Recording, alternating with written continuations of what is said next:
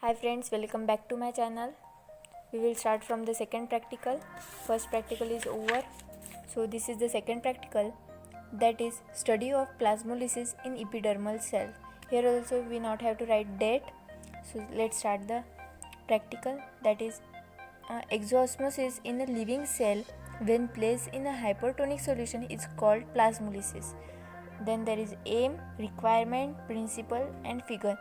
In this figure, A, B and C figure all are labeled and drawn. So we have to just complete the D diagram and label it. So we will draw here protoplast, cytoplasm, nucleus and cell wall only. And our diagram is completed. So next there is procedure. There are 5 procedures, 5 steps, that is procedure, and then there is observation. There are 2 steps. So next there is inferences, that is conclusion. So here we will write, in the first case solution surrounding the plant cell is hypertonic, it has more solute concentration. This is 9th page number, and moving onwards there is 10th page number. We will continue the answer, that is of cell water than that of cell sap. Hence water come out from the cell of exosmosis. By exosmosis, this results in shrinkage of cytoplasm into round mass, showing plasmosis cell is higher and move from outside to inside of the cell as the water concentration is higher outside. Then after conclusion there is question and answer. There are total 5 questions, so we will answer it. First question is, what does occupy the space between the cell wall and protoplast of a plasmoid cell? So the answer is, this is referred to as plasmolysis. Hypertonic solution occupies the space between the cell wall and shrunken protoplast is a plasmolyzed cell.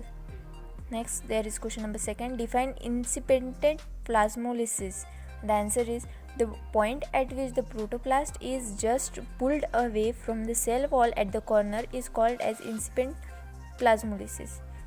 Then there is third question, that is, where do we use plasmolysis at home? The answer is, at home we use process of plasmolysis by spraying a weedicide, kills weed in lawn, orchards and agriculture, shrinkage of vegetable in hypertonic solution.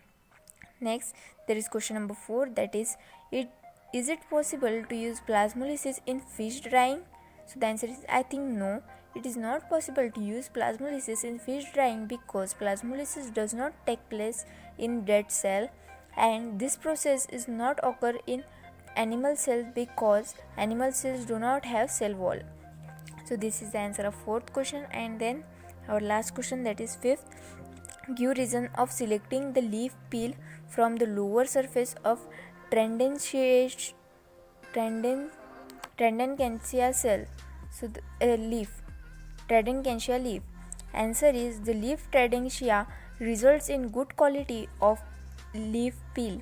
The epidermal peel is generally collected from the lower surface of the leaf body because the lower surface of the leaf has greater number of stomata than the upper one. This is all the answers on page number 10. So moving onwards, there is page number 11. Here there are multiple choice questions. So first question is, when water enters the cell, the pressure exerted by the swollen protoplast is? Answer is A, Turgor pressure.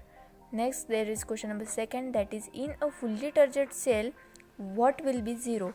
Answer is D, water potential. Question number 3, in a turgid cell surrounded by pure water, the wall pressure? Answer is A, increases. Question number 4, the osmotic pressure of cell sap is more in?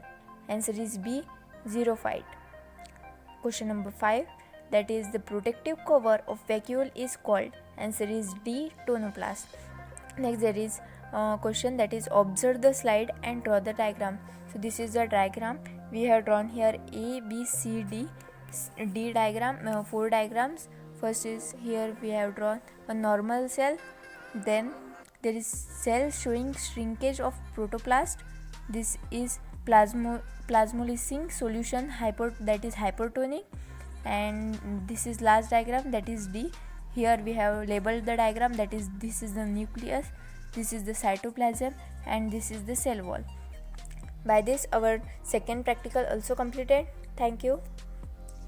Please share, like and subscribe my channel.